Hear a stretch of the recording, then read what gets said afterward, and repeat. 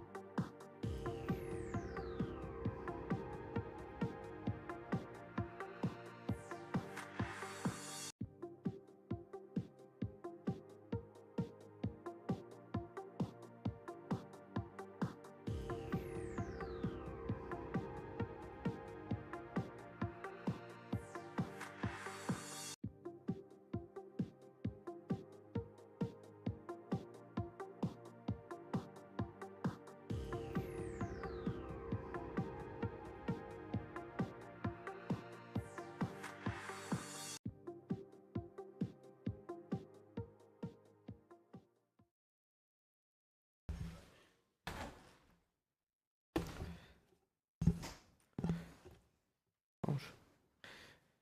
Autoridades, amigos, buenos días a todos. Soy Daniel Toledo, redactor jefe de empresas del País, subdirector de 5 días.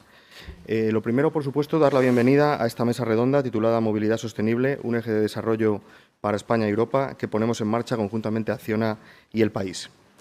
Según datos de la Organización Mundial de la Salud, 1 de cada 5 personas fallece cada año en el mundo debido a la contaminación atmosférica.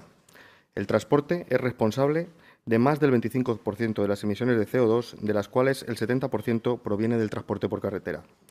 De hecho, el citado transporte por carretera es la mayor fuente de emisiones de óxidos de nitrógeno y la segunda mayor fuente de emisiones de monóxido de carbono y de emisión de partículas.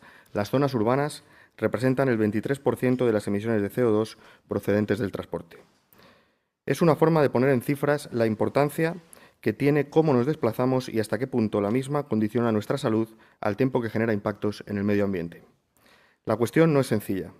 Como recuerda el Tribunal de Cuentas de la Unión Europea, muchos factores afectan a los modelos de movilidad, desde la demografía al uso del suelo, la gobernanza, la disponibilidad de transporte público, el uso del automóvil y la economía local. En esta línea, recuerda también que los planificadores y los responsables políticos tienen que hacer frente no solo a las inevitables limitaciones financieras, sino también a demandas a menudo contrapuestas. Por ejemplo, hay que compatibilizar, mantener una elevada calidad de vida y crear un entorno atractivo para las empresas, o restringir el tráfico en zonas sensibles sin frenar el movimiento necesario de bienes y personas. Hay consenso, no obstante, en que el reto que tenemos por delante es capital. En una entrevista reciente con El País, Joan Gruizar, presidente del IDAE, que hoy nos acompaña, reflexionaba sobre el retraso español respecto a otros países en la implantación del coche eléctrico. Aunque consideraba la lentitud desde un punto de vista multifactorial, sí se refería a uno de los grandes tabúes que afrontamos en España. Se trata de la fiscalidad. Necesitamos que sea más verde y que quien contamine pague, subrayaba. En Noruega, cito sus palabras, que es el gran referente, la fiscalidad al coche fósil es tal que sale mucho más caro que uno eléctrico. ¿Cuál sería la reacción si el Gobierno plantease aquí una subida de los impuestos a los coches fósiles? Es un debate que sería interesante, al menos filosóficamente, decía. Y remachaba, la movilidad eléctrica en España ya es una realidad viable, tanto logística como económicamente. Con lo que te ahorras en gasolina y con las ayudas y deducciones sale a cuenta. El gran reto es el de la toma de decisiones, que no son por criterios puramente racionales. En nuestro día a día no tomamos decisiones ni como empresas ni como centros de investigación. No se me ocurre ni un mejor entorno ni un mejor panel para abordar ese debate. Esta semana vivíamos un episodio periodísticamente muy jugoso, pero que ponía de manifiesto las curvas que afronta todo este viaje. El presidente de SEAT, Wayne Griffiths, dimitía al frente de la patronal, ANFAC, y argumentaba su decisión por la falta de apoyo al gobierno al coche eléctrico. Es un toque de atención que tenemos que tener presente, respondía el ministro de Industria, Jordi Hereu, con una deportividad y una humildad que no es fácil ver en la vida política, la verdad. Tenemos que mejorar, eso es cierto. Tiene razón Hereu en que el Ejecutivo ha invertido no centenares, sino miles de millones, pero no es menos cierto que los procesos son lentos y a menudo no casan bien con las demandas del sector privado. Se me ocurre, por esbozar también otro de los temas que pueden ser objeto de debate, cómo el Plan MOVES 3, alumbrado para incentivar la movilidad eléctrica, termina el próximo 31 de julio y apenas a un mes vista no tenemos noticia de su extensión, modificación y en qué condiciones. La imbricación de lo público y lo privado, la colaboración pública y privada tantas veces mencionada, es clave en este proceso. Del mismo modo, el anuncio de 1.600 despidos por parte de Ford en su planta de Almusafes, en lo que supone su cuarto ERE en apenas 4 años, también nos obliga a reflexionar sobre la parte humana del proceso y no solo a adoptar la mayor diligencia en facilitar la transición en el sector, también en establecer la red social que permita la adaptación de los perfiles. Descarbonizar el transporte es un reto de enorme envergadura. La búsqueda de la neutralidad climática, de los principales objetivos de la región en línea con la estrategia de movilidad sostenible del Pacto Verde Europeo, es clave, con vista en el año 2050. Esta hoja de ruta apunta a reducir las emisiones de CO2 del sector en un 90%, mejorar la calidad del aire urbano mediante la promoción del transporte público y vehículos eléctricos, así como a garantizar un acceso equitativo a opciones de movilidad sostenible para todos los ciudadanos. No parece cosa menor. Por el camino, hitos como Fit for 55, que busca reducir las emisiones de vehículos en un 55%, el REPowerEU, orientado a la transición a energías renovables y la reducción de la dependencia de combustibles fósiles. También la directiva Euroviñet, con peajes para camiones, con el fin de fomentar el uso de vehículos más limpios. Se trata de acciones que no solo buscan consolidar a Europa como líder en sostenibilidad global, sino que también marcan un paso significativo hacia un futuro más limpio. No me resisto a terminar citando a Agrozar, en la citada entrevista, decía: tenemos que construir un modelo propio, no importarlo automáticamente. Me parece lúcido. No es difícil sentirse comprometido con esa visión y estoy seguro de que hoy, con tan ilustre panel, veremos algunas señales de cómo puede avanzar ese modelo. Gracias por su asistencia a todos, también a quienes nos siguen en directo y en redes sociales a través del periódico. Espero que el evento sea de su interés. Invito a subir para la apertura institucional del evento a Paloma Bagarrote, directora de la Agencia Ejecutiva Europea de Clima, Infraestructuras y Medio Ambiente. Muchas gracias a todos.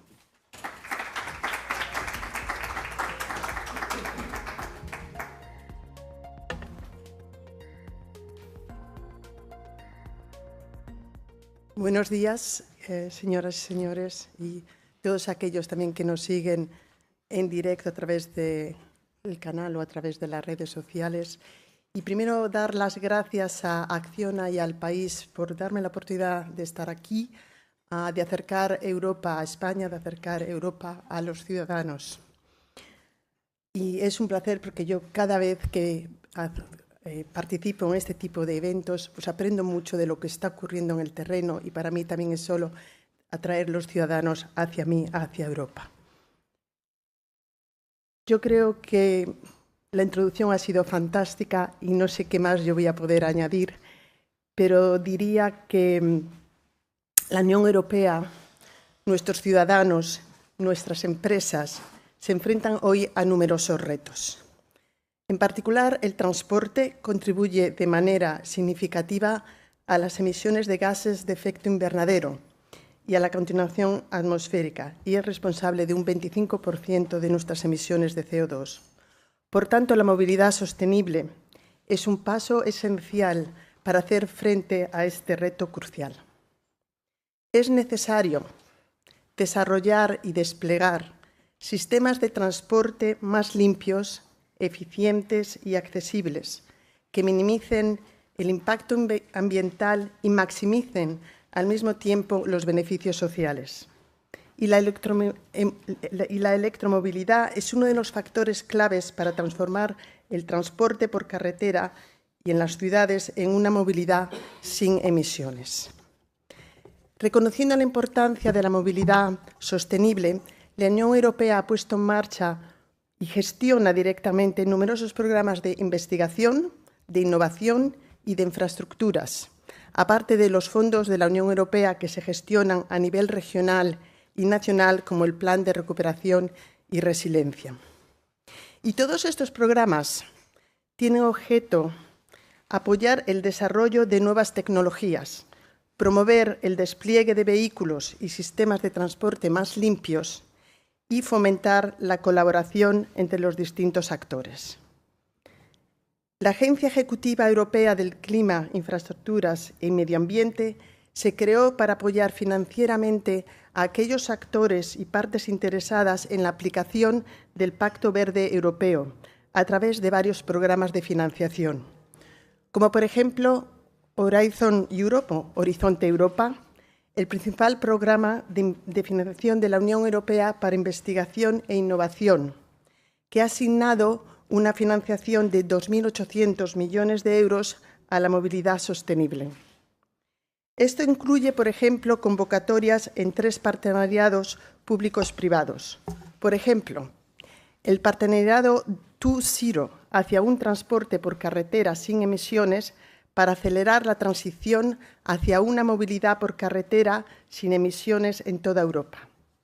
O el partenariado SICAM, de movilidad conectada, cooperativa y automatizada, para un sistema de movilidad más inclusivo, automatizado y más centrado en los usuarios, aumentando la seguridad vial y reduciendo al mismo tiempo la congestión y la huella ambiental. O el partenariado Bat4U, cuyo objetivo es lograr una cadena de valor europea, competitiva y sostenible de baterías para la electromovilidad y las aplicaciones fijas. Además, las convocatorias de investigación en materia de transporte abordan otros aspectos importantes que están fuera de estos partenariados, como los servicios de movilidad inteligente para pasajeros y mercancías, las cuestiones de salud y medio ambiente relacionadas con la seguridad y el transporte. Además, SINEA gestiona proyectos financiados en el marco de la misión de ciudades inteligentes y climáticamente neutras, así como la iniciativa Civitas, que apoya la demostración en condiciones reales de servicios y soluciones de movilidad urbana sostenibles, inteligentes y eficientes desde el punto de vista energético. Y estos proyectos permiten a las autoridades locales y a los actores urbanos establecer asociaciones y partenariados. Y estos proyectos se definen marcos de actuación y se identifican los incentivos y obstáculos a superar para extender nuevas soluciones y servicios de movilidad eficientes, inteligentes y adaptados a las condiciones específicas para cada municipio. Para garantizar que el mercado adopte soluciones, SINEA también tiene un papel clave en la promoción del despliegue de los resultados de la investigación, a través de sinergias con otros programas financiados a través del presupuesto comunitario. Por ejemplo, se ha asignado a SINEA un presupuesto de 25.800 millones de euros para infraestructuras de transporte como parte del programa del Mecanismo de Interconexión Europea. Y este programa puede financiar, por ejemplo, la instalación de sistemas de recarga a lo largo de los corredores transeuropeos de carreteras y en los nodos urbanos. También, por ejemplo, el programa de medio ambiente LIFE, dotado de un presupuesto de 4.700 millones de euros, que puede facilitar las inversiones para el despliegue de un transporte público más limpio en las regiones y municipios. Y, por último, el Innovation Fund, o Fondo de Innovación, con al menos 17.500 millones de euros para subvenciones hasta 2027. Y este fondo puede ayudar a las empresas a mejorar las soluciones innovadoras en los sectores sujetos al régimen de comercio de derechos de emisión, como es el caso de buena parte del transporte. Me gustaría mostrar algunos ejemplos de ciertos proyectos financiados por SINEA y los resultados que se están obteniendo. Por ejemplo, en el ámbito de movilidad urbana, puedo mencionar el proyecto Civitas Scale Up. Y este proyecto tiene por objeto probar y ampliar diferentes soluciones innovadoras para el transporte de pasajeros y mercancías en nodos urbanos. En este proyecto, la ciudad de Madrid está poniendo a prueba una solución de conexión de vehículos a la red en una instalación de los llamados aparcamientos disuasorios, o Park and Ride en inglés. El objetivo de este proyecto piloto es probar las estaciones de recarga bidireccionales y gestionar de manera inteligente los procesos de carga, optimizando la carga de los vehículos de acuerdo con sus planes de utilización. Otra solución demostrada por Madrid en Civitas Scale Up es la instalación de cargadores de vehículos eléctricos en 3 aparcamientos subterráneos seguros para bicicletas, gestionados por la empresa municipal de Transportes de Madrid. Y más allá de estos proyectos de investigación y proyectos piloto, en cuanto a proyectos para el despliegue a gran escala, puedo, por ejemplo, mencionar el proyecto EF, financiado por el Fondo de Innovación. Este proyecto aplica una tecnología de red a gran escala pionera en Europa, que utiliza la capacidad de almacenamiento de electricidad de las baterías de los vehículos eléctricos cuando estos están estacionados para apoyar la red eléctrica mientras la demanda está en aumento. Y, por el contrario, para cargar esos vehículos cuando la demanda decae y se ve superada por la generación de energía en la red. Por supuesto, toda la financiación necesaria para garantizar una movilidad ecológica e inteligente en general va más allá del mandato y de la capacidad de SINEA e incluso del presupuesto de la Unión Europea. Requiere el trabajo y cooperación de todas las partes públicas y privadas correspondientes, tanto desde el nivel de la Unión Europea, incluidos la Comisión o el Banco Europeo de Inversiones, como desde el nivel nacional, que desempeña un papel clave en la aplicación del marco político, jurídico y reglamentario. Y, por último, y no menos importante, desde el nivel regional y local, para facilitar un ecosistema de inversión favorable que ofrezca las garantías y la certeza necesaria a los inversores privados. En cualquier caso, Los programas de investigación, innovación e infraestructuras de la Unión Europea para la movilidad sostenible representan una inversión significativa en el futuro de España y de la Unión Europea. Al apoyar el desarrollo de sistemas europeos de transporte más limpios, eficientes y accesibles, podemos crear una sociedad más sana y próspera para todos. SINEA desempeña un papel crucial en este esfuerzo al gestionar instrumentos de financiación que hacen posible estos programas, estos proyectos.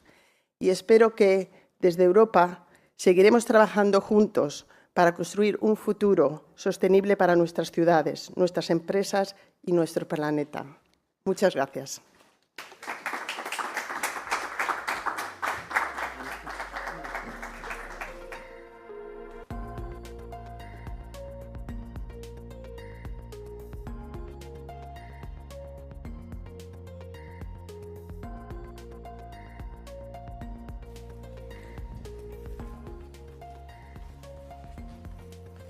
Bueno, buenos días a todos.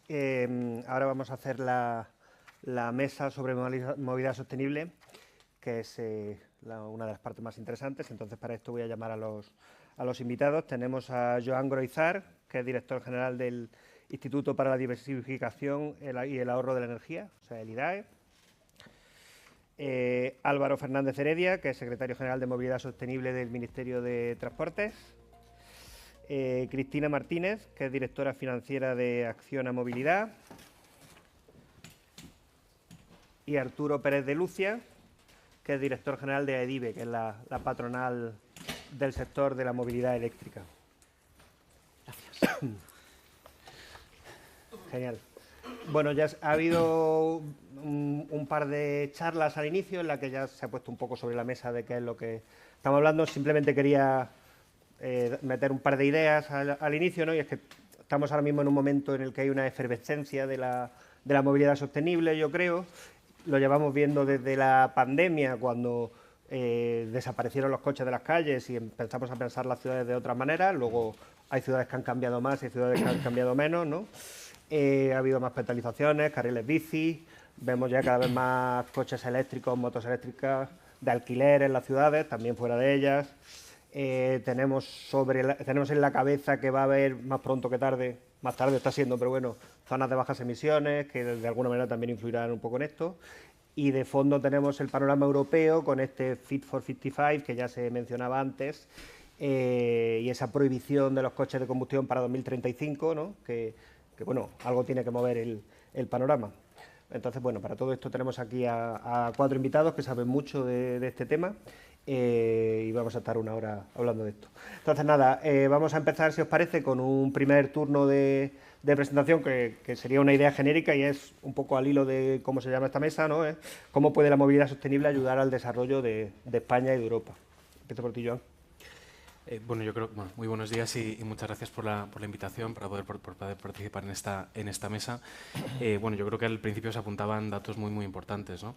La movilidad, el transporte representa una parte muy importante de las emisiones de CO2, por tanto, si tenemos unos objetivos de descarbonización, es imposible hacerlo sin descarbonizar el transporte.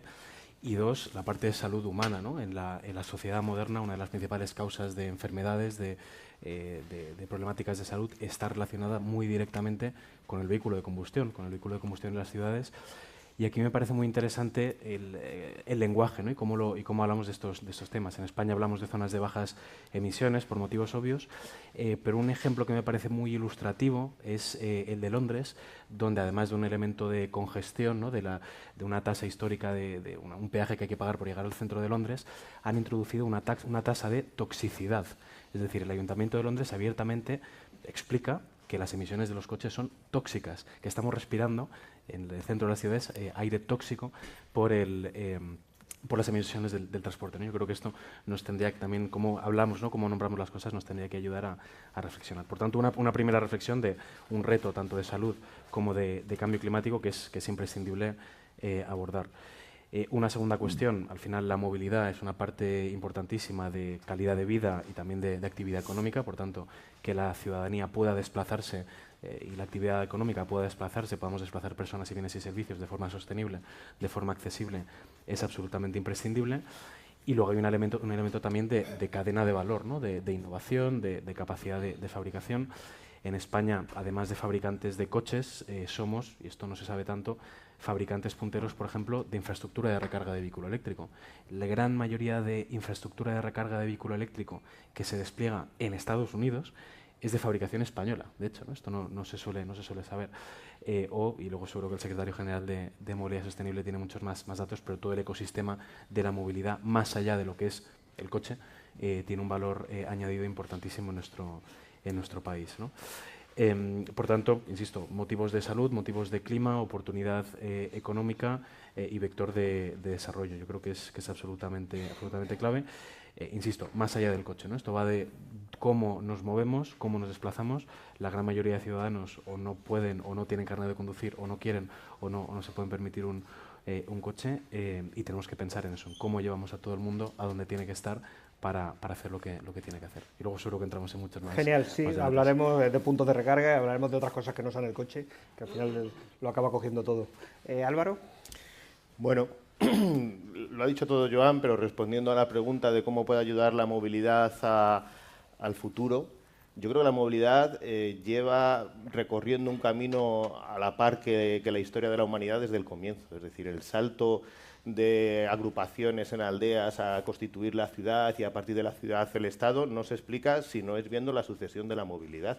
Entonces eso lleva ocurriendo desde que decidimos habitar este planeta. El tamaño de las ciudades se supera cuando entran nuevos modos de transporte, como fueron los modos ferroviarios y posteriormente el coche. Es decir, el mundo tal y como lo conocemos ahora es el resultado de los avances que ha habido en la movilidad de manera pareja. Luego, no hay una cosa nueva. Decías tú que desde la pandemia yo llevo asistiendo a charlas sobre la revolución de la movilidad los últimos 10 años, francamente, y no he visto creo que ninguna pensamos que haya habido una gran revolución. Y es más, yo siempre pongo el mismo ejemplo. En el año 63, que es que han pasado 60 años, le preguntaron, el Reino Unido, ¿no?, a Sir Colin Buchanan, le dijo, oiga, estamos viendo que el coche se democratiza, esto ocupa mucho espacio en las ciudades, ¿esto puede suponer un problema para la movilidad? Y él dijo, sí, lo va a suponer y la única respuesta es el transporte colectivo porque es más eficiente en el espacio. Han pasado 60 años y no sé si la revolución consiste en no aplicar las recetas que ya nos dijeron hace 60 años o en esperar que baje la tecnología como si se tratara de una especie de ángel que lo va a resolver. Yo creo que no va a ser así, francamente. ¿Qué hay, yo creo, nuevo? Pues estamos tramitando una ley de movilidad sostenible que para mí sí que dice dos cosas muy importantes. Por un lado, dice que la movilidad sostenible es un derecho, que hasta ahora no lo decíamos. ¿Y qué tiene eso de importancia? Bueno, porque si la movilidad ha existido siempre, pero nunca la hemos considerado un derecho, estamos pensando en dos cualidades que ya no solo es moverse, que es que todo el mundo se pueda mover, es decir, que sea democrática y justa. Y cuando digo esto, quiere decir que hasta ahora, pues la forma en la que te mueves depende mucho de la renta o de las posibilidades que tienes. Pues el que pensemos que la movilidad es un derecho quiere decir que no puede depender solo de eso, y también le añadimos que es un derecho el hecho de que sea sostenible, es decir, que sea la movilidad mejor para el conjunto del colectivo, para el conjunto de la sociedad. Entonces ya no es una cuestión de quien más tiene, decide cómo se mueve. Imaginaos todo el mundo con el helicóptero. Cuando nos proyectamos en esa solución tecnológica, yo me imagino la ciudad llena de drones, con gente descendiendo y demás, y digo, ostras, no sé si esta distopía es mejor que el pasado. Y yo creo que esa es la reflexión que tenemos que hacer. Y es importante que sea un derecho porque seguramente del derecho a la movilidad sostenible dependen el resto de derechos fundamentales, como puede ser el acceso a la sanidad o a la educación. No debemos olvidar eso y no quiero extenderme más. Volveremos a la ley de movilidad sostenible, que es uno de los temas que está sobre la mesa.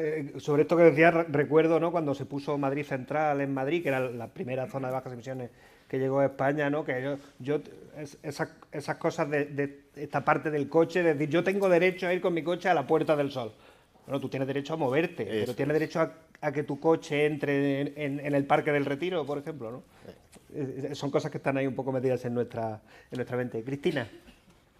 En primer lugar, muchas gracias al país por darnos esta oportunidad, ¿no?, de compartir con todos, pues, un poco nuestra visión sobre la movilidad. La movilidad, lo que creo que tenemos claro todos es que tal como estamos, en el modelo en el que estamos ahora mismo, no es sostenible. No podemos vivir en ciudades llenas de coches, con contaminación, en el que al final ese derecho a la movilidad pues, se está restringiendo por el propio desarrollo de la movilidad, ¿no? Y tenemos que pensar en formas de movilidad distinta. Y esa forma de movilidad distinta pues, tiene que venir impulsada por esas zonas de bajas emisiones o este impulso de las autoridades, ¿no? de hacernos cambiar la forma de pensar, pero también yo creo que es una demanda que tienen los ciudadanos. O sea, los ciudadanos están buscando formas de moverse en la ciudad distintas, formas de moverse en una ciudad donde sea más fácil acceder al centro, donde sea más sostenible el poder vivir, ¿no? Porque ahora mismo es un poco incompatible el vivir en el centro de la ciudad, ¿no? con vivir bien, por así decirlo. Y eso está cambiando y hay una demanda en el ciudadano que busca eso. Y ahí es donde tenemos que estar todos en buscar, en escucharles y pensar cómo cada uno puede aportar su granito de arena para poder hacer esa movilidad atractiva, esas ciudades para vivirlas, ¿no? Y yo creo que ahí el ciudadano también está cambiando mucho en cómo buscar esas formas. O sea, ahora mismo hay una mentalidad verde, una mentalidad que cree realmente en la sostenibilidad, pero también hay un cambio en los hábitos. Quizá no se busque tanto esa movilidad de yo tengo mi coche, sino pensar en el alquiler, por ejemplo, como una forma que te da mayor flexibilidad a la hora de poder acceder a distintos formas de desarrollarte a lo largo de tu vida, ¿no? Y cosa que antes pues, era impensable. O sea, uno quería tener su coche y su forma de moverse como una propiedad, ahora no. Entonces yo creo que ahí las empresas como la nuestra, como Acciona, tenemos una oportunidad de pensar en cómo acompañar en este cambio, ¿no? En cómo dar nuevas soluciones, aportando nuevas tecnologías, aportando soluciones innovadoras que permitan que esta movilidad crezca hacia donde queremos que crezca y donde queremos que las ciudades sean ciudades para vivir, no ciudades incómodas, ciudades que no nos gustan, ¿no? Arturo. Pues, en primer lugar, agradecer la invitación al país, Acciona. Yo creo que mejorar lo que han dicho ya Joan, Álvaro, Cristina, pues Joan, Álvaro y Cristina, pues es difícil. Pero bueno, voy a aportar una parte que es la de, también esto le doy gracias a Dios por no haber hecho el ridículo al subir aquí, y es que fruto de la movilidad sostenible, pues oye, me encuentro así porque en Bruselas, por ejemplo, me arrollaron unas bicicletas. Entonces, esto me llevó también a hacer una reflexión de cómo estamos afrontando el tema de la movilidad sostenible, que es un poco también lo que ha dicho Cristina, incluso Álvaro también ha hecho apuntes en ese sentido. Es decir, tenemos que encontrar la manera de hacer una movilidad sostenible, pero que sea eficiente, es decir, poner carriles bici a lo mejor pues, no es poner la solución, sino que hay que pensar si tienen que ser segregados, cómo hacerlos, cómo hacer que sea eficiente y pensar sobre todo en el eslabón más débil de la cadena ciudadana, ¿no? Que serían estas personas que tienen dificultades para desplazarse, etcétera, y que tienen que encontrar, bueno, pues es sobre los que quizá habría que poner el foco y desde ahí proyectar cómo buscar soluciones para que todo el mundo tenga una posibilidad.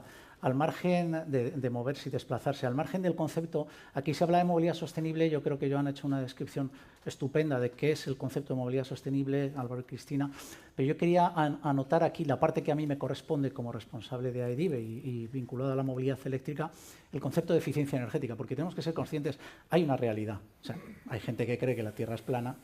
Mi mujer pensó que era buena idea casarse conmigo. Hay gente que tiene la realidad distorsionada. Pero cuando hablamos de movilidad sostenible hay gente que dice que esto no es un problema. Pero lo que nadie puede negar es el concepto de eficiencia energética. Y el vehículo eléctrico es un eje de eficiencia energética que ayuda a impulsar energías renovables, generación distribuida y almacenamiento energético. ¿Esto qué significa? Pues que en un país como España y en una región como Europa es clave, donde somos absolutamente dependientes de la compra de combustibles fósiles, pero podemos generar nuestra propia energía para alimentar edificación, industria y movilidad. Y eso nos tiene que hacer también reflexionar en el concepto de un eje de desarrollo para España y Europa, a la hora de entender que más allá del concepto de sostenibilidad, quien no quiera comprar el argumento no le vamos a obligar, pero sí que si lo ve en una forma conjunta, pensar en la movilidad como un concepto también de eficiencia energética resulta clave para poder entender que vamos hacia algo muy diferente, como decía Álvaro, de hace 60 años a ahora, muy diferente hacia a lo que hemos estado viviendo hasta ahora.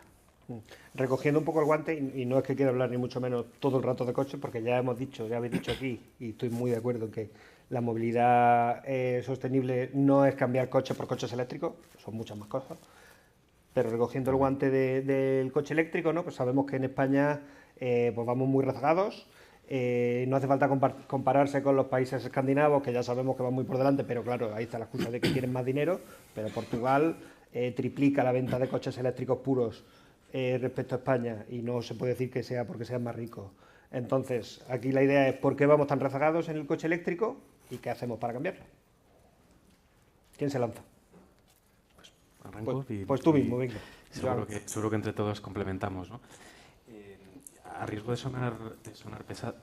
¿Está bien el sonido? Ahora sí. No sé si... ¿no? Sí. Vale. A riesgo de sonar reiterativo con cosas que a lo mejor he dicho en otras ocasiones, pero yo creo que es una suma de factores, ¿no? Yo creo que no puede haber solo una. Obviamente, si nos comparamos con países escandinavos, hay un tema presupuestario de renta. O sea, si tú trazas, ¿no?, el despliegue de vehículo eléctrico contra renta, trazas una gráfica por regiones y por países, te sale una correlación muy, muy alta, ¿no? Pero efectivamente está el contraejemplo de Portugal, otros países. Yo creo que hay que contar muchísimos factores. Uno, el papel que jugamos todos, la administración pública y también el sector. No sé si alguien de los que nos está escuchando, los que nos va a leer, ha hecho el ejercicio de ir a comprar un coche eléctrico y a nivel comercial, ¿qué tipo de respuesta se encuentra? Y me atrevo a decir que será variado, seguramente, según el sitio donde toque a la puerta a pedir un coche, pero no sé si todo lo que va a encontrar son facilidades y explicaciones y pedagogía de por qué en España ya es viable aprovechar o optar por un vehículo eléctrico, ¿no? O sea, hay una cierta resistencia en los concesionarios. En una parte de ellos. Yo invito a que se haga ese ejercicio, ¿no?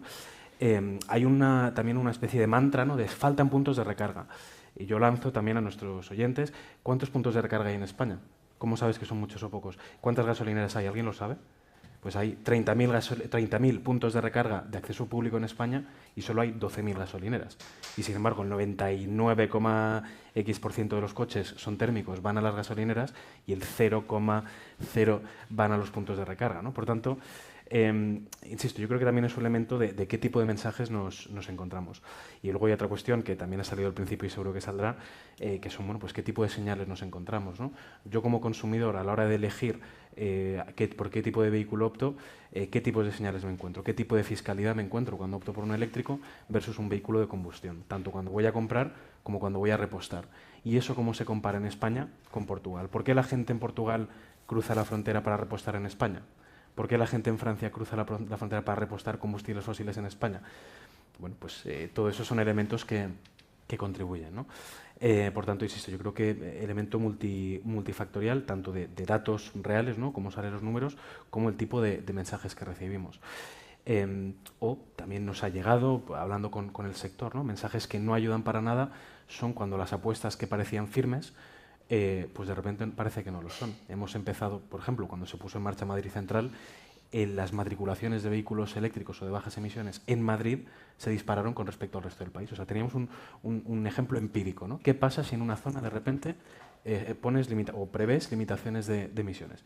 Y de repente, en ese puntito en la gráfica que era Madrid, se dispararon las electrificaciones. Una ley de cambio climático que establece que todos los municipios a partir de cierto tamaño tienen que tener zonas de bajas emisiones, un cambio de ciclo electoral, y de repente el discurso es otro. Habrá que ver las zonas de bajas emisiones, las voy posponiendo, las voy retirando, voy quitando carriles bici. Desde de repente el ciudadano, que le habíamos dicho desde la administración que el camino era transporte público, peatonalización y bajas emisiones, de repente el mensaje es otra cosa. O el propio sector de la automoción, que en Europa se está oponiendo a los objetivos en 2035-2040 de electrificación. Entonces, la ciudadanía tiene 1000 cosas en las que pensar. Si cuando se pone a pensar en el vehículo eléctrico, en qué tipo de vehículo decide, todos los mensajes son contradictorios, pues yo entiendo que es comprensible que que puedan no llegar a tenerlo claro, ¿no? Y eso es un contexto europeo, pero yo creo que tenemos que mirar qué está pasando en España, qué tipo de mensaje recibe el ciudadano en España para tomar esas decisiones. Álvaro. La verdad es que es cierto que, a ver, de un tiempo a esta parte, todos los eventos se llaman también de movilidad sostenible y solo hablamos de coches eléctricos, os lo tengo que decir. Y es cierto que tú has hecho muy bien, porque además eres un hombre sabio en la movilidad y has dicho, no vamos a hablar solo de coches. Pero también nos encanta hablar de la movilidad, de la pirámide de la movilidad, ¿no? Que están los peatones y la movilidad activa arriba y el coche, incluido el coche eléctrico, abajo. A mí me encantaría que en alguno de estos eventos, de lo último que habláramos, por si no hay tiempo suficiente, fuera del coche. Y yo, por lo tanto, como además está Joan y está Arturo, tampoco voy a gastar mucho tiempo y solo voy a dar dos detalles. Me preocupa, no sé si hay problema de sonido, me preocupa si la lectura que estamos haciendo de que se vendan menos coches tiene que ser presumiblemente mala. Porque si vamos a un escenario en el que nos ha encantado decir todo el tiempo que el coche es una máquina cara, pesada, que ocupa mucho espacio y que está el 95% del tiempo parada, lo mismo que haya menos coche quiere decir que estamos haciendo una transición y que la gente está decidiendo quizás incluso comprar coche de segunda mano porque el siguiente coche que va a renovar no va a ser eléctrico, es que no va a renovar el coche, es que ha decidido que las alternativas que le estamos construyendo de transporte público o de coche compartido o de alquiler de coche le resultan útiles. Todos conocemos mucha gente que en la ciudad se mueve sin coche y tiene un coche parado en el garaje para ir en Semana Santa. Lo mismo ya ha tomado la decisión de que para ir en Semana Santa va a alquilar el coche que más ilusión le haga y que, por supuesto, será eléctrico. Entonces, yo creo que esto es un fenómeno que está ocurriendo en muy poco tiempo, pero vamos a analizarlo bien, porque dar por hecho siempre que vender menos coches es malo, quizás esté ocultando una transición y un cambio real de paradigma, que es el no querer tener ya coche en propiedad, al menos en las grandes ciudades. Yo creo que esto en los entornos rurales tiene otra lectura. Y la otra cosa con la que quiero también levantar el debate es, y yo creo que Joan lo ha introducido muy bien, hay una hoja de ruta por apostar por la electrificación y de repente determinados sectores hablan de algo que es la neutralidad tecnológica. Y dicen, venga, ¿por qué está el Gobierno de España apostando por la electrificación? A mí esto me genera cierta desazón porque los que precisamente utilizan el debate de la neutralidad tecnológica son los que en los últimos 100 años nunca nos han hablado de neutralidad tecnológica y siempre se han visto beneficiados precisamente de que no hubiera neutralidad tecnológica, de que se apostara por los combustibles fósiles y por el coche hasta el punto de tener que adaptar todas nuestras ciudades y de que se avanzara mucho más lento en las tecnologías de electrificación que estaban presentes, y Arturo me corregirá, desde hace más de 100 años. Entonces, a mí, que ahora los que se han beneficiado y se han hecho grandísimas corporaciones con un poder inmenso nos hablen de neutralidad tecnológica cuando no hablan de ello durante los 100 años anteriores que les han llevado a esta posición de privilegio, me resulta cuanto menos desolador. Cristina. A ver, yo creo que la movilidad sostenible en general para el ciudadano de a pie, para mí, pues a veces es un rollo. Es un rollo tener que pensar dónde cargo mi coche, qué voy a hacer si me voy de viaje. Al final implica un cambio de hábitos y toda persona se resiste al cambio. Y en ese aspecto, pues tanto desde la colaboración público-privada tenemos que cambiar esa forma de pensar, ¿no? Esa resistencia a cambiar nuestros hábitos, a llegar a una gasolinera y echar gasolina.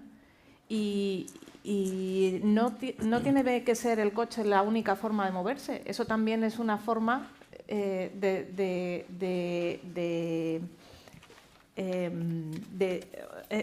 pensar el coche como la única forma de moverse al final es parte de ese cambio. Hasta ahora es lo que veníamos haciendo y hay que cambiar a una forma de movilidad distinta. Y ahí es donde tenemos que dar oportunidades de mejora, ¿no? y de cosas que antes no se nos podían ocurrir. O sea, por ejemplo, desde Acciona estamos lanzando unas modalidades de vehículos en los que tú puedes extraer tu batería e intercambiarla en estaciones de batería igual que echar gasolina. Pues ahí es donde tenemos que pensar en soluciones imaginativas que den solución a estos inconvenientes de la movilidad. Yo creo que en parte aparte de lo que ya han comentado anteriormente, forma parte la resistencia al cambio del por qué no se ha desarrollado tanto el vehículo eléctrico frente a otras formas de movilidad, ¿no? Pero es cierto, como dice Álvaro, que la mentalidad está cambiando y que lo que antes nos podía parecer lo normal o lo deseable, pues ahora puede ser que no lo sea tanto y que estemos buscando soluciones que se adapten más a nuestra vida y a temas de movilidad compartida, a transporte público, a bicicletas. Bueno, forma parte de este cambio de mentalidad. Arturo. A ver, bueno, la verdad es que muy interesante los tres compañeros que me han precedido porque han dicho básicamente todo. Yo creo que hay que tener en cuenta que hay que ver las idiosincrasias. España es un país industrial con una tradición muy fuerte en el tema de la automoción. Somos líderes en fabricación de vehículos, tenemos un desarrollo industrial. Evidentemente, cuando hablan de Noruega, parece que los noruegos tuvieran un gen que les hiciera más medioambientalmente sostenibles. Y no, todo fue como pasa por todo en esta vida, por el bolsillo, ¿no? Era más barato, no les afectaba a la industria una imposición de tasas a la combustión o quitar las tasas al eléctrico, ergo era más barato. Total, que los noruegos son súper sostenibles. Y aquí tenemos un problema, que es que tenemos una industria que depende mucho de la combustión, hasta ahora ha dependido mucho de la combustión, y hay que intentar hacer que eso case con cómo podemos hacer una transformación que luego no se traslade desde el punto de vista social en pérdidas de empleo, en todo lo que es competitividad, Producto Interior Bruto, y efectivamente es algo más complejo que hay que trabajar en España. Dicho esto, yo creo que está muy claro, ¿no? Primero, lo de la apuesta, me ha gustado lo del tema de la neutralidad tecnológica de Álvaro, porque es verdad, o sea, al final un gobierno tiene que tener una política. O sea, la neutralidad tecnológica implica que a lo mejor dejemos en manos de tres que dominan el mundo o un mercado, tomar la decisión de qué es donde van a invertir, ¿no? Yo creo que la neutralidad tecnológica tiene un sentido hasta un límite en el que luego nos diga, bueno, pero tenemos un objetivo. Y en España el objetivo que se puso fue el PNIEC, Plan Nacional Integrado de Energía y Clima. Y una vez que se ha establecido ese objetivo, lo que tenemos que hacer es todas las palancas necesarias para que eso se produzca, ¿no? Desde el ámbito industrial, evidentemente, canalizar para que haya también desarrollo industrial y se desarrollen los vehículos que demanda el mercado. Hay que tener en cuenta que en España exportamos más del 80% al exterior. Es una cuestión económica que no redunda realmente a nivel de vehículos en nuestro país, sino que nos genera mucho empleo y mucha competitividad de cara al mercado exterior, ¿no? Por lo tanto, tenemos que hacer el producto que sea atractivo, que vaya a ser atractivo en los próximos años. Hay una apuesta industrial que tiene que haber enorme desde esa perspectiva. En el ámbito de la movilidad, absolutamente de acuerdo con Álvaro. O sea, pensar que el coche lo que no se debe es demonizar. Creo que ha sido un gran invento. Ahora lo que se debe es acoplar junto con otras soluciones que evidentemente democraticen esa movilidad entre la ciudadanía. Lo que no podemos hacer es un derecho constitucional como la vivienda, yo quiero tener un coche. Es que eres minorista. No, pero quiero tener un coche, hombre, porque lo quiero tener un 90% de mi tiempo aparcado. A lo mejor tenemos que analizar ese tipo de cuestiones para ver cómo lo hacemos. En cualquier caso, el tema de la electrificación, ya sea con turismos o ya sea con autobuses, etcétera. Yo quiero poner un pequeño ejemplo al hilo de lo que comenté la anterior vez, y es el de una empresa, lo voy a decir muy esquemáticamente, una empresa que alquiló un edificio, necesitaba mucha más potencia de la que le daba la compañía eléctrica, podía poner un transformador que era de la compañía distribuidora y que le costaba un pastizal y 200.000 euros al año de electrificación, puso fotovoltaica, almacenamiento energético y carga bidireccional, que antes lo ha comentado Paloma, de vehículos eléctricos, porque tenía una flota capaz de hacerlo e infraestructuras de recarga. Ahorro anual en electricidad, unos 100.000 euros al año, que en 10 años es 1 millón de euros de ahorro, y luego una reducción o una liberación al sistema eléctrico que le ayuda a equilibrar la curva de demanda y que le ayuda a ser mucho más eficiente. Yo creo que hay que pensar en soluciones, y hablamos, por ejemplo, de la MT, que tiene 15 megavatios en su sede de autobuses y se puede jugar mucho energéticamente con eso. Y creo que hay que analizar las cosas desde la movilidad sostenible, buscando las soluciones más eficientes, pensando también en las dos ruedas, y ahí Cristina seguro que nos puede decir muchísimo, porque este es un país de dos ruedas, y bueno, pues buscar también el concepto de eficiencia energética. Una última cosa sobre coches, y ya espero que lo dejemos y podamos hablar de otros métodos de movilidad más sostenible.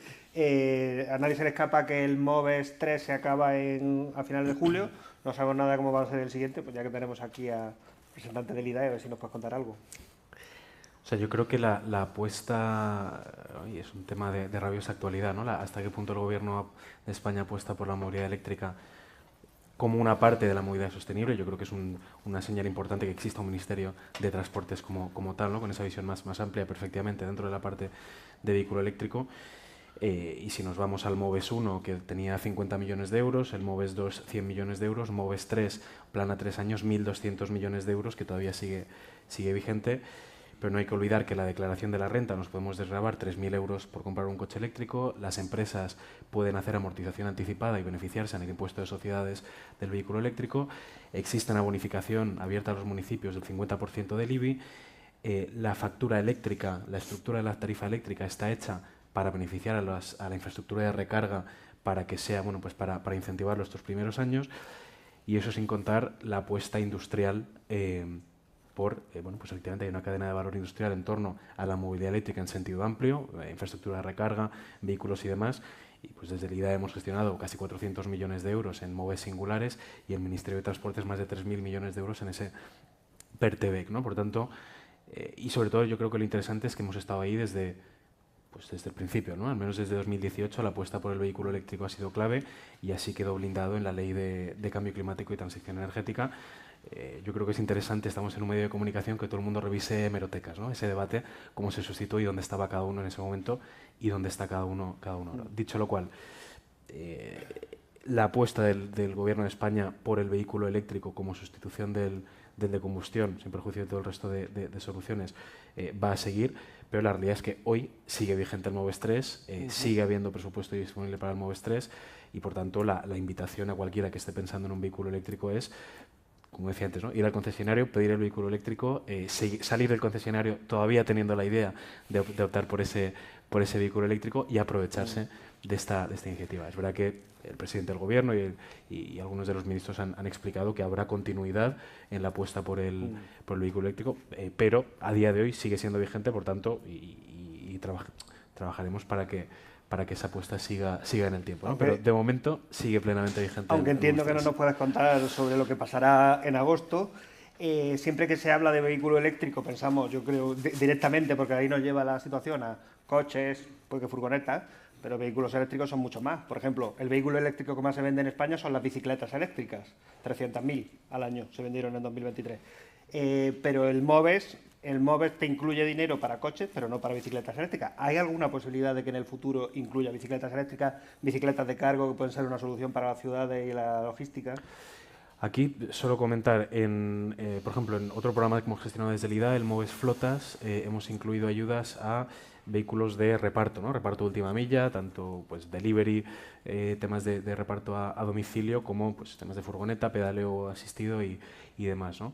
Con el tema de la bicicleta, digamos, individual, y anteriormente, desde la idea de gestionamos también uno de los primeros MOVES, contenía ayudas a sistemas urbanos, sistemas públicos de bicicleta eléctrica compartida, que luego posteriormente los programas de ayuda del Ministerio de Transportes, en los planes de zonas de bajas emisiones, bueno, yo creo que en muchas ciudades, cuando vais a una bicicleta eléctrica de estas compartidas, veis el logotipo del Plan de Recuperación, Transformación y Resiliencia que está haciendo posible este cambio, ¿no?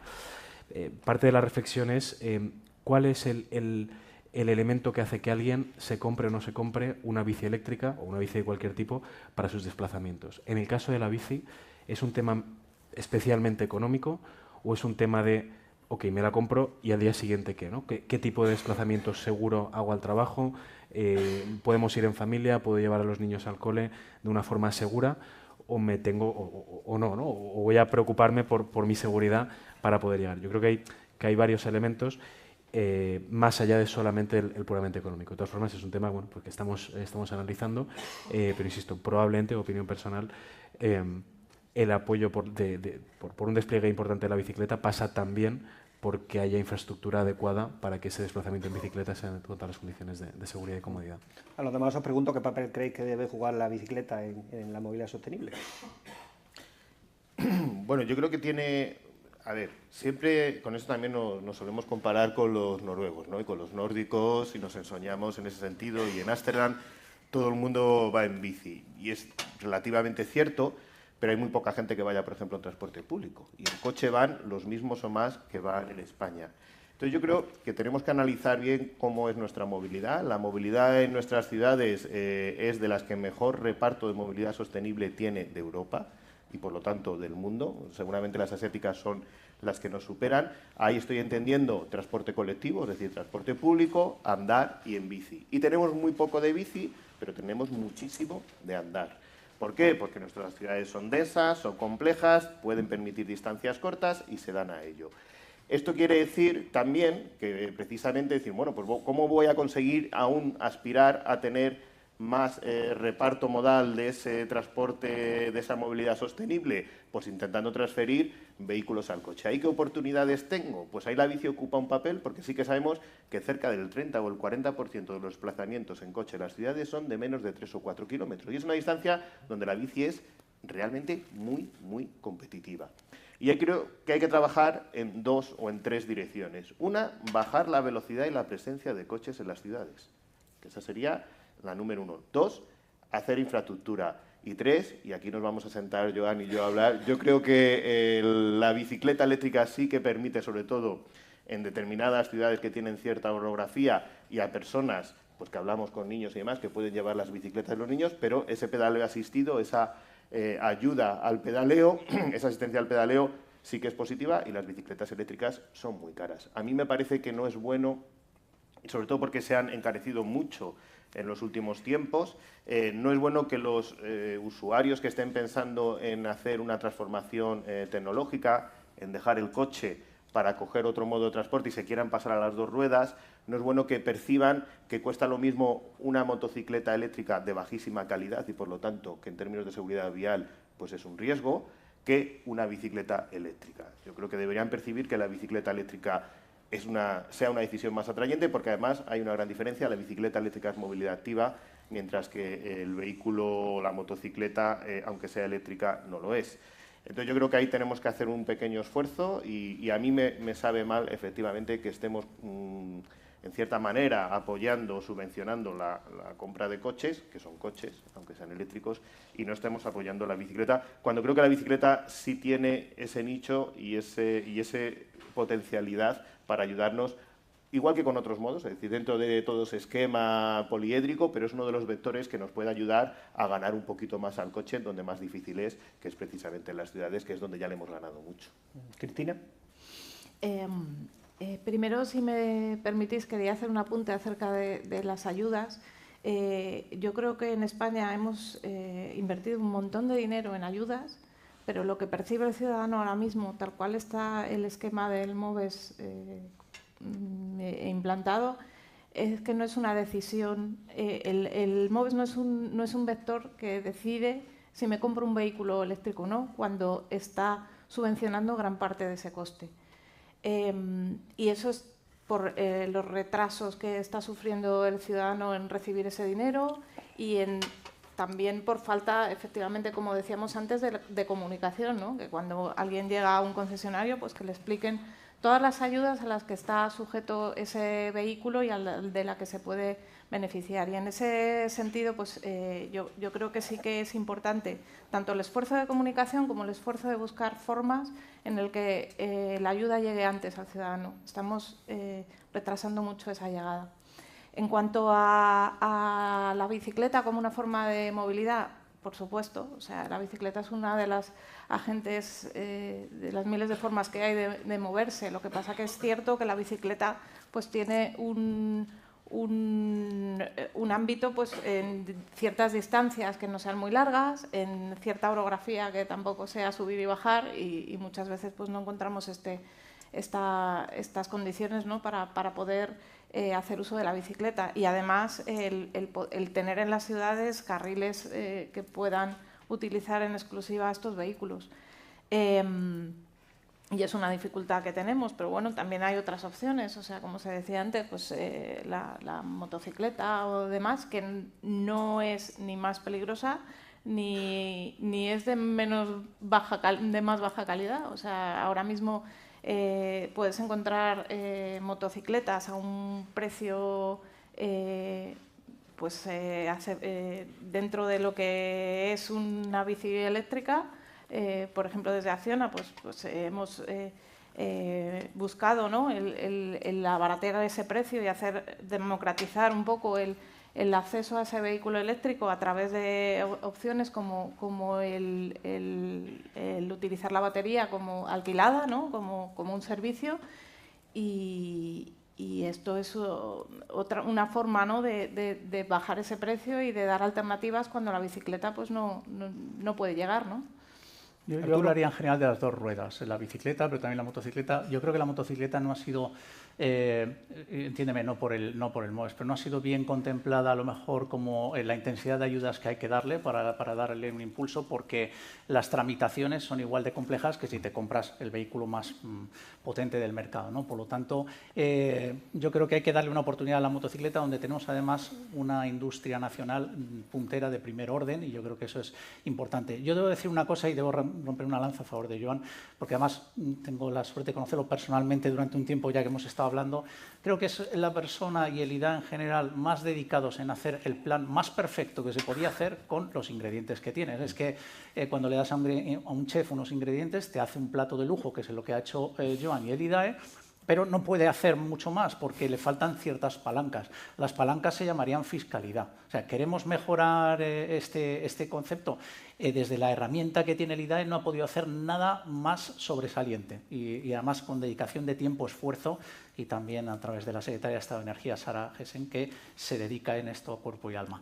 A partir de ahí, trabajemos las palancas para poder hacer ese desarrollo, quitemos la incertidumbre, esa parte es importante, y también a las dos ruedas. En las dos ruedas tiene que haber un impulso, pero eso sí, antes lo ha comentado Cristina, abogo, no sé por qué me da últimamente por abogar por la segregación de carriles para que no tengan que convivir con el tráfico rodado, que puede ser muy peligroso, y estén pues bueno, segregadas de lo que sería el tráfico de cuatro ruedas, y de los peatones, porque también es peligroso, y me han dicho que hasta incluso hay gente que se salta el carril para adelantar al que tiene delante y acaba metiéndole a uno un buen golpe. Yo siempre prefiero decir protegidos que segregados, porque segregado suena segregación, suena feo, pero protegido suena bien. Carriles bici protegidos. Me gusta. Voy a romper la disciplina de voto que estamos llevando hasta ahora de intervenciones, porque yo llevo siendo ciclista en esta ciudad 30 años. Han cambiado mucho los tiempos de 30 años aquí, y eso que Madrid no es una ciudad adaptada por las bicis. No. Y quiero trasladar, tú también eres ciclista en esta ciudad, y no voy a decir que es fácil, pero tampoco es tan peligroso como estamos transmitiendo. A mí me parece importante lanzar este mensaje. Ir en bicicleta en las ciudades españolas no es tan difícil. Cuando hay infraestructura mejor, y cuando no la hay no es tan peligroso como estamos transmitiendo. Y en todo caso, lo que hace peligroso ir en bicicleta no es los ciclistas ni el uso de la bici, es que tenemos máquinas de 1.500 kilos que quizás están yendo demasiado rápido en nuestras ciudades y en demasiado número. Entonces, me gustaría simplemente trasladar que la visión debe ser otra. No, estoy absolutamente de acuerdo. Tan solo el apunte de que también y no ha atropellado a nadie todavía, ¿eh? No, pero tú porque eres una persona muy consciente y aunque tienes pelo, yo te tengo un gran aprecio. Pero cuenta toda la historia. Estabas yendo por un carril bici y te atropellaron en un carril bici. Tú sabes que no, y además esto lo he explicado. Es decir, el usuario, cuando estaba lloviendo y cuando ven que hay alguien delante y no pueden ir más rápido, que no se quieren mojar, pues salieron tres así de golpe a adelantar y uno de ellos no me debió y me lo comí. Quiero decir, depende también del propio usuario. Y es verdad que el propio usuario no tiene la posibilidad de poder decidir qué va a hacer un usuario de vehículo, por lo tanto hay que separarlos, hay que darles cierta seguridad, no por el ciclista, pero también el ciclista a veces con el peatón, y también hay peatones que se meten cuando simplemente es una banda pintada. Yo no, porque me conozco la Rúa de Lua muy bien, me voy muy separadito, pero me cazaron, macho. Bueno, esta anécdota que está centralizando tiene otra derivada que es muy bonita, y es que ya podemos comprobar que el coche no es una solución universal, porque las personas de movilidad reducida no pueden conducir su coche particular y privado, y al final, entonces, cuando apostemos por la movilidad universal, tenemos que pensar siempre en una movilidad que no sea solo coches que dejan fuera a gran parte de la población. No a personas en la administración pública. Uno de los temas que ha salido aquí, ¿no?, es lo decías tú antes, Joan, y también creo que lo decía Álvaro, ha habido mensajes, lo habéis dicho así un poco más veladamente, pero bueno, ha habido mensajes de vamos hacia una movilidad más sostenible, zona de bajas emisiones, menos coches, tal, pero luego hemos tenido unas elecciones en 2023, municipales y autonómicas, y muchos ayuntamientos de derecha y extrema derecha están lanzando ahora mensajes contra la movilidad sostenible, como si fuera un ataque a algo. mi libertad es mi coche, ¿no? Mi coche es lo esencial mío, lo único mío es el coche. Y está habiendo pues, retrocesos en movilidad sostenible, como eliminar carriles bici, eliminar peatonalizaciones, zonas de bajas emisiones que las van a hacer de chichinabo porque no quieren reducir 1 milímetro al coche. Os pregunto, ¿de qué manera está influyendo esto en que vayamos más lentos en la movilidad sostenible? Dejo ahí la pregunta. Yo, por arrancar a lo mejor, compartir dos reflexiones, ¿no? Una que me parece, yo en el tiempo que llevo en administraciones públicas, incluso antes, uno de los temas que yo creía que en España teníamos como muy interiorizado era esto de los fondos europeos, ¿no? de la gran oportunidad que ha sido o que siguen siendo los fondos europeos para... Entonces, que un político renunciara a un solo euro de fondos europeos era casi pecado, ¿no? Era ya no delito, sino era terrorífico, ¿no? O sea, y se juzgaba la competencia de los políticos, entre otras cosas, en función de cuánto de los fondos europeos se habían ejecutado. Esto no de ahora, desde hace décadas. Y sin embargo estamos viendo decisiones políticas en contra de los criterios técnicos de movilidad sostenible, donde deliberadamente y conscientemente, no, pues vamos a renunciar o vamos a devolver no sé cuántos millones de fondos europeos porque no me da la gana tener este carril bici, ¿no? Es decir, que no sé cómo, pero desde una perspectiva muy política y muy identitaria, se ha roto con una de las cosas que era como una de las bases, ¿no? De qué definía un político solvente, que gestionaba bien y además aprovechaba los fondos europeos, ¿no? Eso me parece sorprendente. Y dos, voy a compartir una anécdota de mi ciudad, la ciudad de Palma, donde pues, el tema de los carriles bici y tranvías y otros temas ha sido un elemento siempre de debate cuando había alternancia política, ¿no? Y uno de los, pues hace ya unos cuantos años, cuando empecé a entender un poco más esto de la movilidad sostenible, cuando hubo un cambio de gobierno parecido, pues de una alcaldesa del Partido Socialista a un alcalde del Partido Popular en este caso, una de las medidas estrella era vamos a quitar el carril bici, que además era un carril bici en las avenidas, que era como como si aquí fuera la Gran Vía o Castellana, ¿no? Y unos años después se entrevistó de nuevo al concejal de movilidad, que había sido el responsable de quitar ese carril bici, y dice, joder, pues si esto fuera ahora, pues ya no lo quitaría, porque luego fui a congresos de movilidad sostenible, luego me informé un poco más, y no, pues la verdad que estaba bien. Joder, pues ya te podrías haber informado antes de ser concejal de movilidad, ¿no?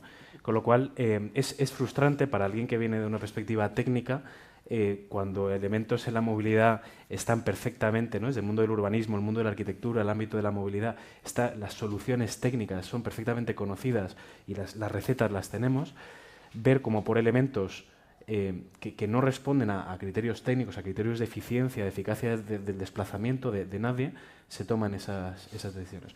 Con lo cual, yo creo que es una reflexión que tenemos que hacer, pues desde a lo mejor los ámbitos más progresistas o simplemente aquellos que defendemos que en la gestión pública hay que aplicar la ciencia y el mejor conocimiento disponible, ¿no?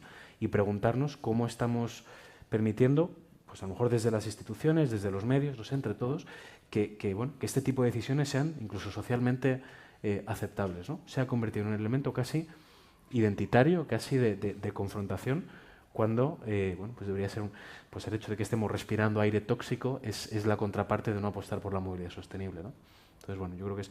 Y un último elemento también, ya no solo aire tóxico, sino, yo creo que Arturo lo representaba bien al principio, incluso si lo queremos ver con un tema de soberanía nacional, y lo que más nos importa es la soberanía nacional, apostar por la movilidad sostenible es dejar de importar combustibles fósiles de regímenes que no tienen los intereses de España como principal prioridad, ¿no? En cuanto menos combustible fósil usemos, porque vamos a pie o en bici, o porque vamos en vehículo eléctrico que utiliza energía renovable autóctona, pues seremos más resilientes también. Por lo tanto, no se me ocurre ninguna derivada ni económica, ni social, ni identitaria nacional de defender que apostemos por una movilidad más contaminante y, sin embargo, hay quien todavía opta por eso, ¿no? Entre todos, no sé cómo podemos hacer para pues volver a la senda de lo que dice la ciencia y lo que dicen los criterios técnicos. Álvaro.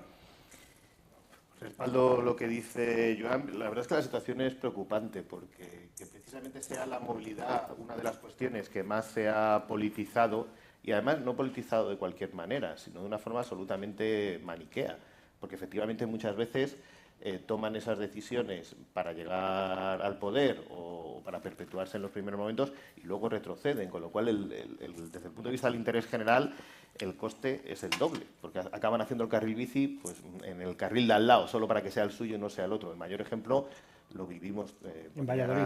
Bueno, y aquí en Madrid, ¿no? Tú pones el ejemplo de Madrid Central, la oposición a Madrid Central fue absolutamente aférrima y desproporcionada.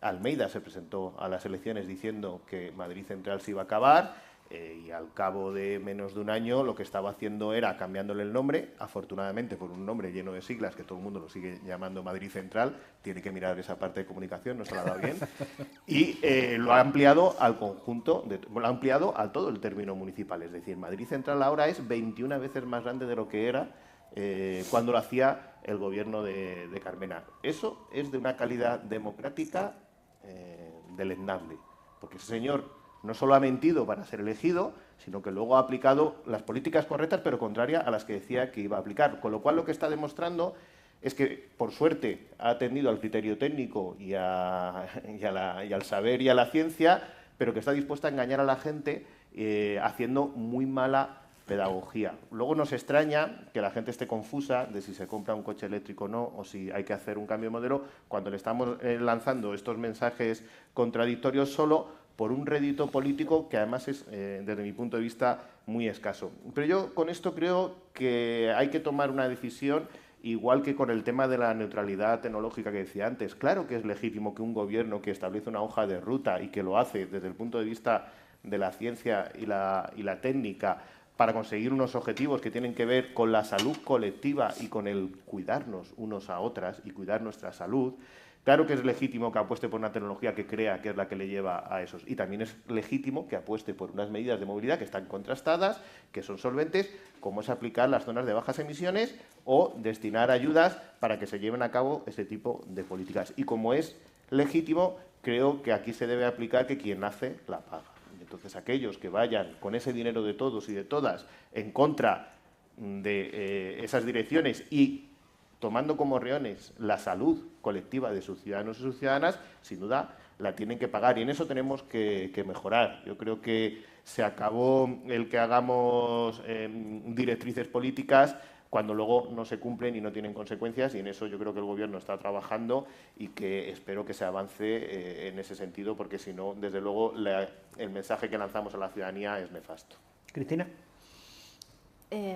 Pero yo creo que no solo el mensaje que lanzamos a la ciudadanía, sino a las propias empresas. No hay nada más terrible para una compañía que invierte miles de millones en una tecnología, en el desarrollo de industrias, en el desarrollo de nuevos productos, que de repente te cambien el paso.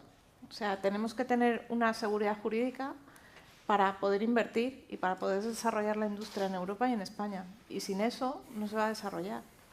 Entonces, creo que tenemos que ser conscientes que si marcamos una hoja de ruta y marcamos una dirección, eso hay que ser coherentes y seguirlo en el tiempo, porque si no, al final, la inversión no llega. La inversión es se hace a largo plazo, se hace en vistas a un futuro y son muchos los puestos de trabajo y los millones que se están jugando en este momento. Y creo que es crucial que seamos coherentes y que sigamos el camino que se está marcando. No, en este caso, a mí me preocupa mucho la polarización y desde la perspectiva de una asociación que representa a una cadena de valor industrial, tecnológica, de servicios, también soy vicepresidente de ABERE, la asociación europea que me ha llevado a esto, también iba a Bruselas a tener unas reuniones y claro, lo que pasa en el Parlamento Europeo nos preocupa mucho, ¿no? Porque parece que en función de que salgan unos u otros nos va a cambiar la política a 360 grados. Te dices, no puede ser, ¿no? Desde la perspectiva industrial, todas las inversiones que se hacen. Y ojo, en España, si hablamos de inversión industrial y de interés por mantener la industria española, tenemos que pensar otra vez en que somos un mercado de exportación que exporta a terceros países, 4 de ellos europeos que en 2035 no van a permitir la comercialización de vehículos de combustión, y el 5.º país extracomunitario, Turquía, que en 2040 también dice que bye a la combustión.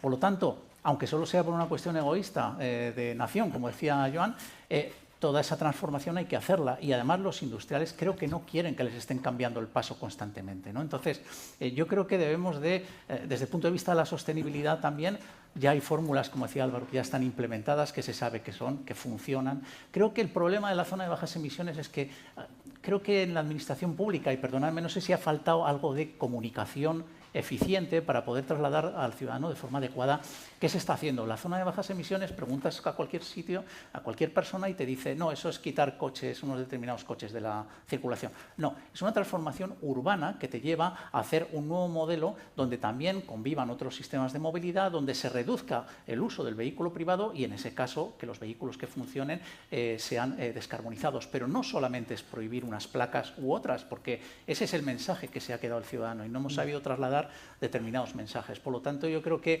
los ciudadanos no queremos la polarización que se está produciendo en la política, lo que queremos es una estabilidad, puede haber diferencias ideológicas, pero en los criterios que dependen de salud, eficiencia energética, vida, eso que por favor no nos lo toquen, porque es que tiene que estar alineado de un modo u otro. Recojo el guante de esto último que decías, ¿no? Zonas de bajas emisiones, según la Ley de Cambio Climático aprobada en 2021, las 151 ciudades de más de 50.000 habitantes en España deberían tener ya una zona de bajas emisiones. Bueno, ya hace 2 años, vamos tarde en bastantes cosas. Bueno, se está alargando por muchos motivos. Uno es porque cuesta ponerlas en marcha, ya sabemos lo que pasó en Madrid, lo que pasó en Barcelona. Otro es porque los fondos europeos también han tardado en llegar. Pero el caso es que se supone que más pronto que tarde tendremos 151 zonas de bajas emisiones en las ciudades españolas. Y la pregunta es si creéis que van a ayudar de alguna manera a descarbonizar el transporte en las ciudades o qué riesgos puede tener. Yo creo que sin duda, sí, si lo hacemos bien y somos coherentes y somos claros, ¿no? Yo creo que el ejemplo que ponía el secretario general es excelente. Si al final llegas a lo mismo, Madrid Central, y que incluso el logotipo, por un tema de error en la publicación del boletín oficial, es el mismo que el logotipo de Madrid Central en su momento, la C, aunque se llame de otra forma. Llegas a lo mismo y, sin embargo, por el camino has dado la imagen de que Madrid Central se iba a acabar, pero no, pero sí. Entonces, el efecto de señalización y de mandar a las empresas y a los ciudadanos de por dónde van las cosas y, por tanto, tomar sus decisiones y anticiparse y poderse organizar la economía de cada uno, pierdes ese efecto. Y, sin embargo, la media la tienes igualmente, ¿no? O sea, que efectivamente yo creo que no es solo importante tener la media en sí, sino ser coherentes y claros. Y en este caso, en la movilidad sostenible y en la transición energética en general, ojo, tenemos algo que muy pocos sectores económicos pueden afirmar tener, que es una previsión de donde sector y administración decimos que creemos que tenemos que estar en 5, 10, 15, 20 años. ¿Qué sector de la economía? Pues me lo invento. Turística, otras industrias, otros sectores pueden decir, oiga, no, es que su reto dentro de 15 años va a ser este. Y, por tanto, sus decisiones de investigación, de formación de su plantilla, de inversión en capacidades productivas, nadie tiene la bola de cristal. Pero parece que van por aquí los tiros de todos los mercados a los que vas a exportar. O sea, que tú verás. Bendita la anticipación. Es muy difícil, insisto, nadie tiene la bola de cristal y nadie podemos comprometernos exactamente a lo que vamos a hacer, ni siquiera mañana, porque la vida es incierta. Pero esa anticipación, aprovechémosla. Eso es una ventaja para la industria, es una ventaja para la ciudadanía, que empieza a pensar, bueno, pues igual que piensa en de qué forma se hipoteca y si pide una hipoteca variable, una hipoteca fija, o elige qué tipo de coche se compra. Y es importante para las propias administraciones también. Aprovechémoslo y no caigamos en unas discusiones absurdas, muy cortoplacistas, que no van a beneficiar a nadie, ¿no? O sea, ojalá seamos capaces, como gestores públicos también, y yo creo que entre todos, ¿no?, desde los medios también contribuís a ese debate formado y sosegado que tenemos que tener para avanzar. Entonces, si conseguimos hacerlo medianamente con esa orientación, entonces sí, sin duda, las zonas de bajas emisiones van a servir para eso, para que nos movamos de forma más activa y los vehículos que queden, que efectivamente sean eléctricos y sin emisiones. Álvaro. Es una evidencia, porque sobre todo a veces hay cosas que se pueden discutir desde el punto de vista teórico, conceptual, y luego están los hechos. Y lo que sabemos es que todas las zonas de bajas emisiones que se han llevado a cabo en España han tenido buenos resultados, y todas las que se han llevado en Europa también. Entonces no hay nada. Ahora veremos si las que algunos gobiernos de Vox están haciendo, que son lo que yo llamo las zonas de bajas emisiones fakes, tienen los mismos buenos resultados, pero las que están bien hechas lo han demostrado. Vuelvo al ejemplo de Madrid, pero me vale también Barcelona. No solo, como habéis indicado, supuso un impulso a la electrificación de la flota como ninguna otra medida ha conseguido, ni ayudas ni puntos de recarga, sino ha sido, sin duda, en ese sentido, la medida más eficiente, hablando de una zona que era lo que es el distrito centro. Creo que eran 40 campos de fútbol, porque sabéis que en este país, cuando queremos impactar, las hectáreas se miden en campos de fútbol. 40 campos de fútbol, que no es mucho, son 40 campitos de fútbol, más o menos lo que la Eurocopa ahora. Y eso ha conseguido una transformación tecnológica. Pero eso, que a mí me parece interesante, pero no tan importante, ahora tenemos al Ayuntamiento de Madrid, y me parece bien que lo hagan, sacando pecho que después de 10 años sin cumplir los índices de calidad del aire, ahora se están cumpliendo. Y eso es una causa-efecto de la implantación de Madrid Central en el año 2018. Luego funcionan desde el punto de vista de calidad del aire. Pero también veremos al Ayuntamiento de Madrid sacar pecho, y me parece correcto que lo haga, con el récord de viajeros de transporte público, en concreto de la empresa municipal de transportes. Claro, es decir, estamos consiguiendo más gente andando, más gente en transporte público, mejor calidad del aire y electrificación de los coches que se siguen utilizando. A partir de ahí esa es la evidencia. Y ahora lo que tenemos que ver es cómo el resto tienen que seguir ese camino y, como desde luego hacer zonas de bajas emisiones ridículas, como algunas que se está escuchando, ¿no? Ponferrada plantea que va a hacer una zona de bajas emisiones que solo va a entrar en funcionamiento cuando hay índices de calidad del aire. Esa es la definición de protocolo, no de zona de bajas emisiones. Por lo tanto, eso no es una zona de bajas emisiones. Esa efectivamente no funcionará porque usted va a seguir haciendo lo mismo que hacía hasta ahora. Y yo aquí quiero trasladar también un mensaje, y desde el Ministerio de Transportes es habitual que muchos de estos ayuntamientos que son reticentes a la zona de bajas emisiones nos reclaman más ayudas al transporte público. Este es el Gobierno que más ayudas ha dado al transporte público en la historia. Ha multiplicado por 7, y aquí tengo un representante de ALSA que asiente con la cabeza, ha multiplicado por 7 el dinero que el Gobierno dedicaba al transporte público. Hablamos de 1.800 millones de euros en el año 2023. Y el resultado ha sido el mayor uso de transporte público de la historia. Y esto lo dice el INE, no lo digo yo. Pero lanzo un mensaje. Si los ayuntamientos y las comunidades autónomas quieren ayudas para el transporte público, lo que no tiene sentido es que al mismo tiempo estén diciendo que van a incumplir la ley de calidad del aire, no aplicando zonas de bajas emisiones. Porque para mí no tiene sentido ayudas para que los autobuses estén atascados. Si queremos más ayudas, los autobuses tienen que tener sus carriles y tienen que ir de manera preferente y funcionando bien. Así que estamos estudiando muy seriamente que, igual que ahora las ayudas van vinculadas a que exista la obligación de que haya un plan de movilidad urbana sostenible, puedan ir también vinculadas a que esté en funcionamiento y en vigor una zona de bajas emisiones, tal cual lo recoge la Ley de Cambio Climático y deberán estar desde el 2023. Si usted quiere ayuda para el transporte público, nos tiene que garantizar que de verdad se cree que su ciudad merece un transporte público de calidad y fluido. Cristina. Zonas de bajas emisiones, por supuesto que sí. O sea, las zonas de bajas emisiones al final son la única manera de obligar al ciudadano, ¿no?, a cambiar esos hábitos que teníamos de antes. Eso es un hecho. Pero también las zonas de bajas emisiones tienen que venir acompañadas, un poco como decía Álvaro, de favorecer otros medios con los que sustituir el vehículo con el que entrábamos en la ciudad, ¿no?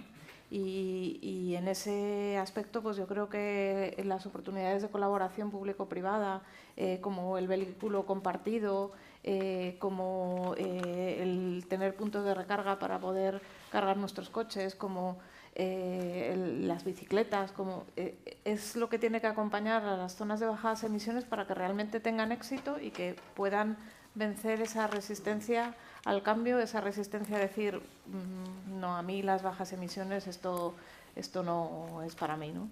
Y eso es importante.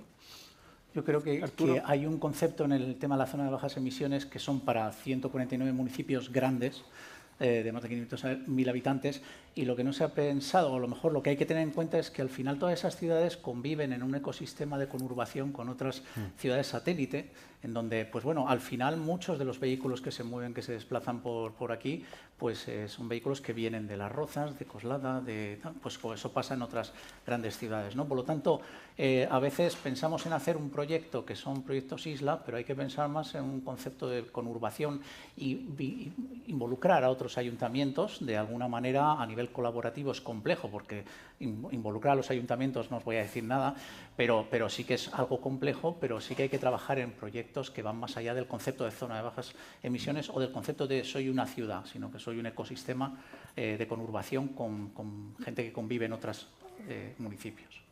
Vale, nos quedan 5 minutos, así que para terminar os doy un turno a cada uno. Os quería preguntar cómo veis la movilidad sostenible en 10 años. Y ahí ya la carta a los Reyes o lo que queráis. ¿Joan?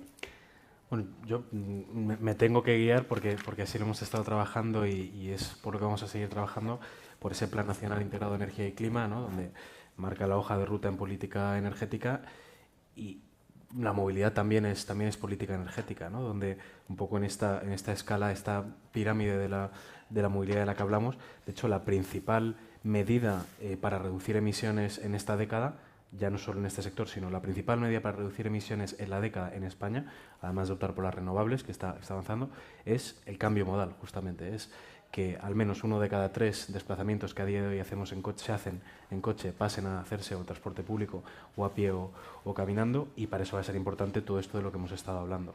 Además, un despliegue importante de los vehículos eléctricos que sustituirán, la visión es que sustituyan a los de combustión y probablemente que sustituyan al modelo de vehículo en propiedad para siempre, ¿no? Si hacemos las cosas bien, como ya está pasando en muchas grandes ciudades, cada vez hará menos falta tener un vehículo particular para el día a día, hará falta para determinados desplazamientos más puntuales, y en ese momento será importante tener alternativas, como ya estamos empezando a tener, que nos permitan para esos viajes puntuales hacer eso, ¿no? Con lo cual, yo creo que ese mix de cambio modal, alternativas de desplazamiento, que los vehículos que sí que queden sean eléctricos y cuanto más compartidos, es hacia donde tenemos que ir. Creo que se están dando pasos en esta dirección, pero como hemos dicho, tenemos que evitar despistarnos por el camino y mandar mensajes confusos a empresas y ciudadanos para que ese camino realmente lo podamos seguir transitando. Genial. Álvaro. Pues yo creo que aquí hay dos formas de imaginártela. Imaginártela desde el punto de vista disruptivo tecnológico, y entonces uno se imagina, una vez fui a un sitio donde te decían, mira, la movilidad dentro de 10 años te ponen unas gafas de estas de simulación, no voy a decir el sitio. Vamos, empecé, ¿no? Y aquello era un patinete volador que precisamente iba por la acera, te hubiera atropellado 3 veces, Arturo. Y cuando ya me llegaba el patinete volador, me llevaba justo a otro coche volador, y ahí ya dije, mira, hasta aquí, yo me bajo, esta no es la movilidad que yo quiero dentro de 10 años. Y es que quizás la movilidad que vamos a ver dentro de 10 años se parezca a la de hace 100 años, que es una movilidad en la que en las ciudades grandes y medianas vamos a ver menos coches, vamos a ver más espacio público utilizado para los peatones, donde las bicicletas pueden ir tranquilas porque tienen infraestructura o porque simplemente hay menos peligro, porque está más pacificado toda la ciudad, donde hay una oferta de transporte público mucho mejor que la que hay ahora, que no solo te permite ir al centro, sino que permite también en esas conurbaciones, en entornos metropolitanos, encontrar buenas alternativas de transporte público, porque yo digo que el reto de la movilidad dentro de 10 años es multiplicar la oferta de transporte público por 2, y no solo el transporte colectivo como lo conocemos ahora, y voy precisamente a donde yo creo que está el mayor reto, que es a los entornos rurales y a las ciudades pequeñas, donde tenemos que encontrar precisamente un transporte público que quizás se parezca al taxi de pueblo de toda la vida, pero integrado en mi consorcio regional de transportes o en mi autoridad de transportes, con un billete barato que me fije población, con un coche que no sea en propiedad, para que todas las personas necesiten o no el coche puedan permitirse no comprarlo, y para que todas las personas puedan conducir o no, siempre tengan una alternativa universal que les pueda llegar, sobre todo si se rompen la pierna por culpa de un ciclista. Cristina. A ver, la movilidad del futuro va a ser una movilidad pues que haga que las ciudades sean para vivir realmente, ¿no? Dentro de 10 años, lejos de haber menos gente viviendo en las ciudades, va a haber más, y cada vez esa es la tendencia que estamos viendo. Y en este sentido, pues hay que ordenar las ciudades, y en la ciudad del futuro pues tiene que haber opciones de movilidad, que va a ser una movilidad eléctrica, una movilidad en la que tenemos que participar todos, en que sea accesible para todos, y tener pues opciones de vehículos compartidos, opciones de vehículos eléctricos en las que busquemos la forma de abaratarlos para llegar a la ciudadanía, que no quiere decir solo que estén subvencionados, sino pues cosas como lo que estamos haciendo desde Acciona, como el poder ofrecer la batería, que es un elemento costoso de un vehículo eléctrico en alquiler. Y va a ser una movilidad pues distinta. En eso nos tenemos que mentalizar los ciudadanos. La movilidad va a ser distinta a la que conocemos ahora. Pero bueno, yo creo que se está trabajando en ello, y que bueno, pues que poco a poco estamos sentando las bases, ¿no?, para poder hacer realidad esa movilidad. Yo, como no depende de mí, digo la que desearía, y es descarbonizada, eficiente energéticamente, colaborativa, amable, que sea universal y que nos permita, pues bueno, desplazarnos, ya sea a corta, media y larga distancia, de la forma pues más racional posible, ¿no? Genial. Pues nada, con esto terminamos. Muchísimas gracias a los cuatro y muchas gracias a todos los que habéis venido.